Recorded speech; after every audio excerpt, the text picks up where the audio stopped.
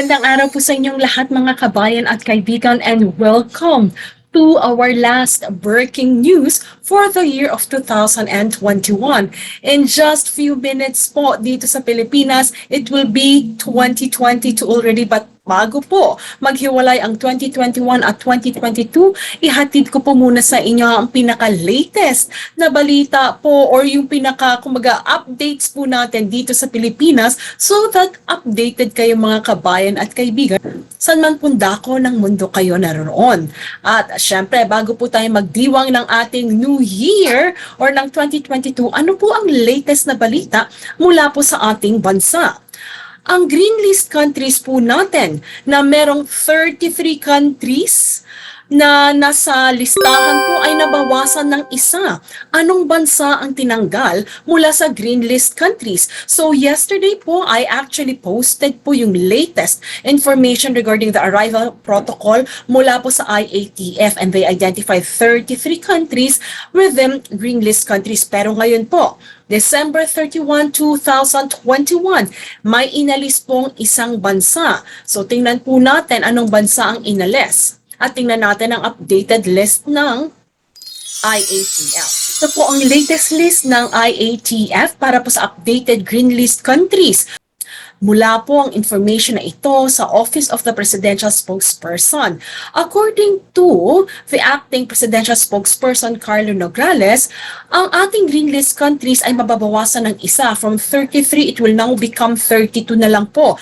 Ang bansang Pakistan ang siyang tinanggal po mula sa green list country. Kabayan, kung ikaw ay galing po or manggagaling sa Pakistan, at this point in time po, tinanggal na po siya sa green list countries at ito ay inilipat na po sa yellow list country. So, kung sakasakaling pauwi ka ngayong January 1 to 15, ang protocol na iyong ifa-follow or iyong susundin ay for the yellow list country po. So, ang ibig sabihin po nito, kung ikaw ay fully vaccinated, ang iyong swab test day, it will be on the 5th day at ikaw ay maaring umuwi kung makukuha ang mga resulta mo within 24 to 48 hours after po ng swab test ninyo. Kung ikaw ay non-OFW, ibig sabihin, kailangan at least mag-pre-book ka ng 6 days at 5 nights sa hotel. Kung sakasakali naman ikaw ay non-vaccinated or partially vaccinated, and therefore, kailangan mo mag-pre-book ng at least 8 days dahil ang swab test day mo ay 7 araw. 24 to 48 hours ang possible release ng iyong resulta for the swab testing. And after that, you could actually go home. Now for both, pag galing po sa yellow list countries, both po, once nakuha niyo po ang inyong swab test result, you can actually immediately check out. However, once you reach your home, you have to complete po yung 14 days quarantine. Counting po yung first day of arrival nyo sa Pilipinas as day 1 ng inyong total of 14 days quarantine, hotel, and home. So yan po, so just in case po manggagaling kayo sa Pakistan, you will follow the protocol of the yellow list country. Now, ano pa po ang ating ibang latest na balita? Nabalitaan nyo na po ba? Marahil nabasa nyo na o narinig nyo na po regarding sa Balikbayan, nag-umuwi galing US at hindi po siya nag-quarantine. Actually, she skipped quarantine. Ang hindi po maganda, bukod sa hindi po siya nag-quarantine, siya po ay nagpunta sa iba't ibang lugar. Okay, after she arrived, so she did not go for quarantine at sabi po nila, nagpunta pa po ito sa isang gathering with her friends. Ang hindi lang po talaga, kumbaga, magandang consequence nito is one, she violated of course yung ating mandatory protocol, but second, when she got tested po, she was positive of COVID-19 virus. At according to the report, may mga nahawa na rin po sa mga nakasalamuha niya during that time that she skipped quarantine. Let us just take a look at the details of the report po. Ayan, mula po sa CNN Philippines.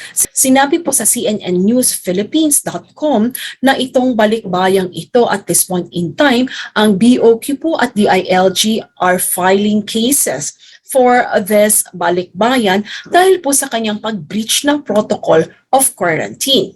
Now, sinabi po ito sa atin ng Tourism Secretary Bernadette Romulo Puyat.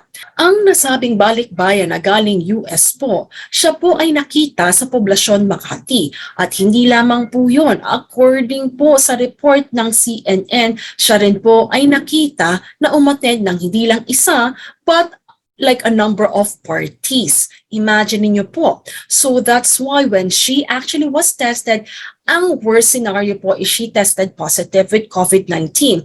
At since she has like 23 secondary contacts, ang dami niya pong nahawa. Nahawa niya po yung mga secondary contacts niya, hindi pa lang po na-identify how many, pero ang worst pa po lalo nito, yung kanyang mga secondary close contacts nakahawa din po ng ilang mga tao. Sinasabi po dito sa report, the woman actually claimed to have connections at sinabi po sa CNN News explaining how she was able to skip the quarantine. Pero sinabi din po ng kanyang mga kaibigan na mismo pong itong Balikbayan ang siyang nag-squeal na talagang binreach niya ang protocol ng quarantine sa Pilipinas sa kanyang pagdating dito na mula po sa USA. Sinabi po ni Secretary Puyat, this person not only went to poblasyon but also went to other parties. At sinabi rin po ni Puyat later on, itong Balikbayan na ito admitted sa kanyang mga kaibigan that she had indeed breached the quarantine protocol as I mentioned earlier. She also tested positive on the 5th day since she arrived in the Philippines. Now, ngayon po ay nasa isolation hotel na siya. Ang kanyang mga companions were also infected with COVID-19 virus. Now, sinasabi po ng Department of Health last Thursday kahapon po na ang government agency ay nag-iimbestiga na po regarding the incident. Now, the Tourism Department also is waiting for the hotel's explanation. Sinasabi po dito ng Department of Tourism, we have to wait for the explanation of the hotel to see what penalty we could give. It could be as bad as suspension of their accreditation, which means that they have to close. Ito po ang natura ni Secretary Puyat. Now, the country actually is seeing rise in COVID-19 infection after 1,623 new cases were reported yesterday lang po. That was December 30. The positivity rate also jumped po to 6.6%, and to think it's higher than the ideal 5% rate set by the WHO or World Health Organization.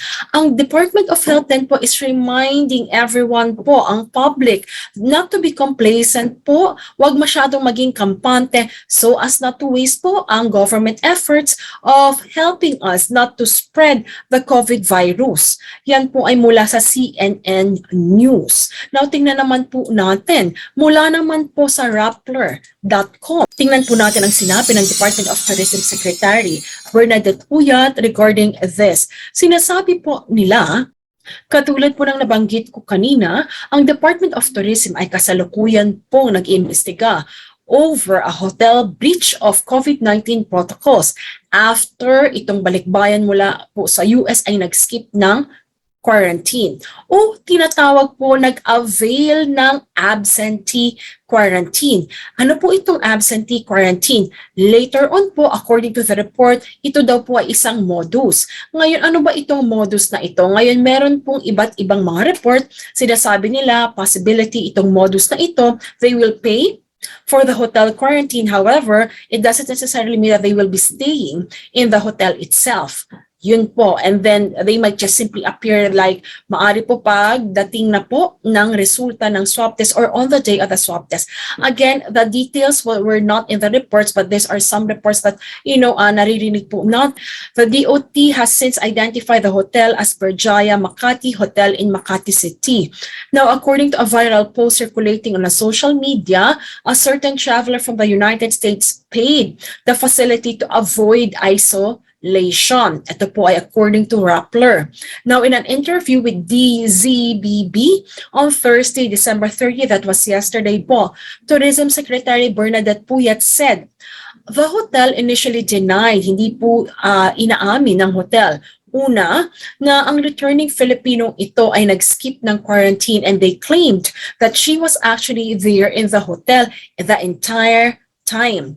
Now, after this hotel's denial, Puyat said that the DOT received signed affidavits po and screenshots na rin ng mga social media posts showing that the traveler was indeed going around, okay, in Poblacion, Makati City a day, isang araw po after she arrived in the Philippines.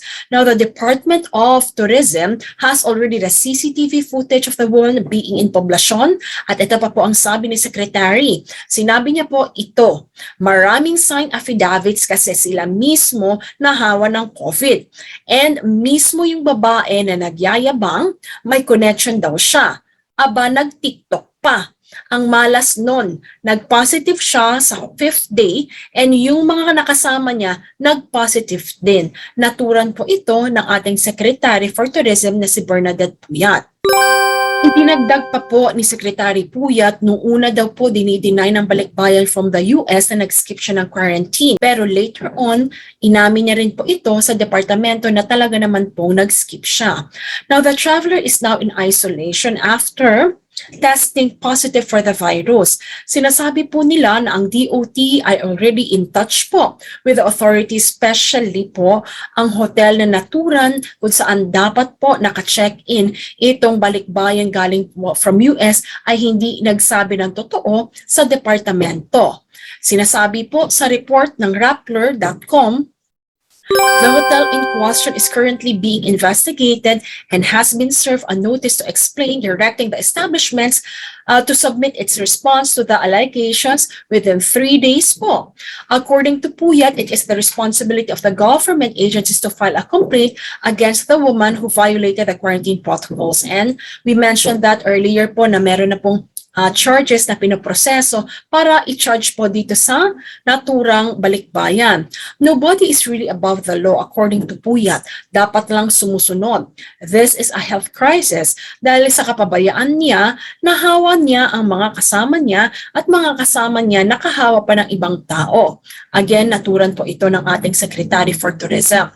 Now, the DOT, sinabi nila naka-receive sila ng mga reports involving the absentee quarantine. So, ibig sabihin po, bukod daw po dito sa report na to o incident na ito wherein this Balikbayan from the US skip the quarantine hotel protocol, meron pa daw po silang ibang mga reports na nare-receive na meron pong absentee quarantine. So, ganun din po yung nabanggit natin.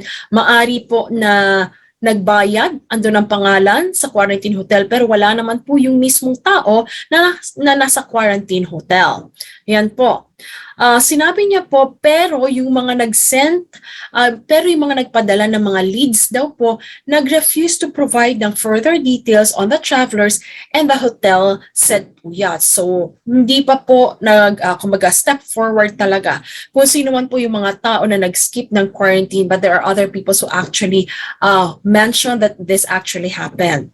Now, the tourism chief reminded hotels that kung hindi po masusunod ang mga health protocols, health and safety protocols, this may lead to criminal penalties of fines and or imprisonment and administrative penalties such as suspension or revocation of accreditation. So yan po again mula sa Rappler.com. So nakakalungkot po talaga itong balitang ito simply because ang dami po sa atin, lalo na po kayo, kumbaga pauwi, talaga naman nagbubukay ng hotel, nag-iintay po tayo ng matagal sa hotel quarantine because that is what we have to do.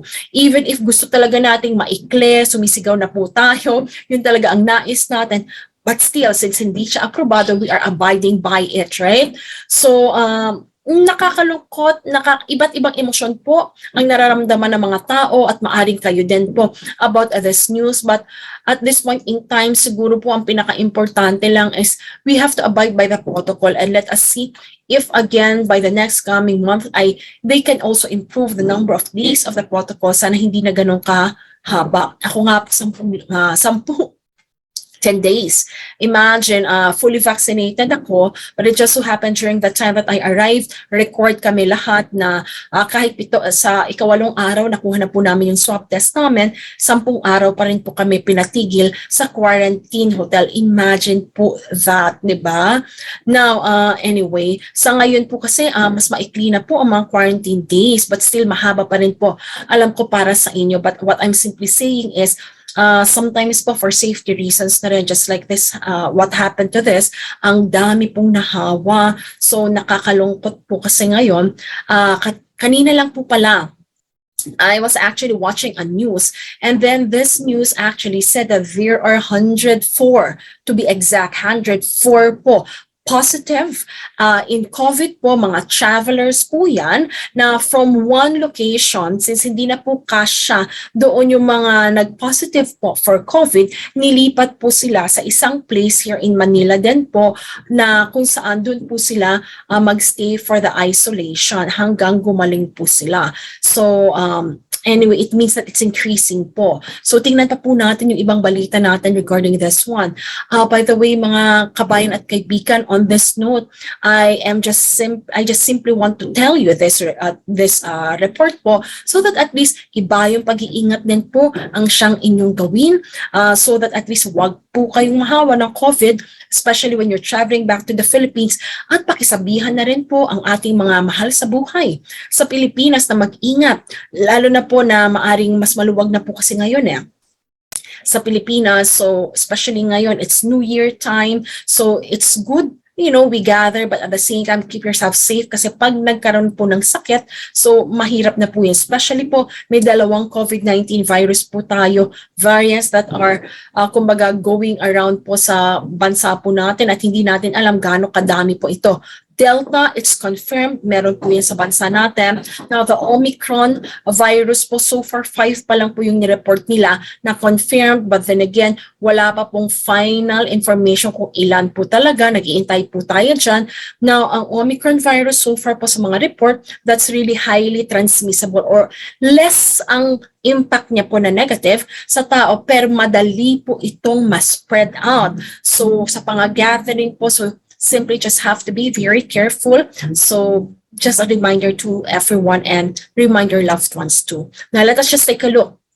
Ano bang latest ngayon sa Pilipinas bago po mag-end? Ako, few minutes na lang, 12:00 na po dito sa Pilipinas. Now, sabi po ni Carlo Nograles, ang ating acting presidential spokesperson and cabinet secretary, marami tayong nakikita mga ears na nagsiksiksikan ang mga tao kahit naman nakamask sila, kahit bakunado na, fully vaccinated, pero nagsisiksikan pa din. So, na-violate po naman yung isa sa mga 4 na strict protocol po natin. So, dahil nga po doon, hindi nakapagtataka na tumaas ang bilang. Of course, nababahala kami.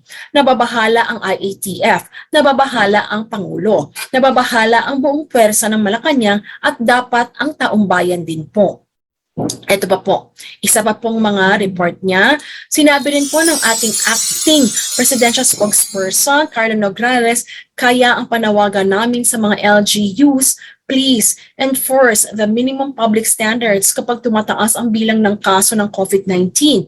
Granular lockdown kaagad. Hindi po nawala sa equation ang granular lockdown. Responsibilidad po ng LGUs ang mag-granular lockdown. Kapag may nakitang clustering of cases, huwag na natin kalimutan yan.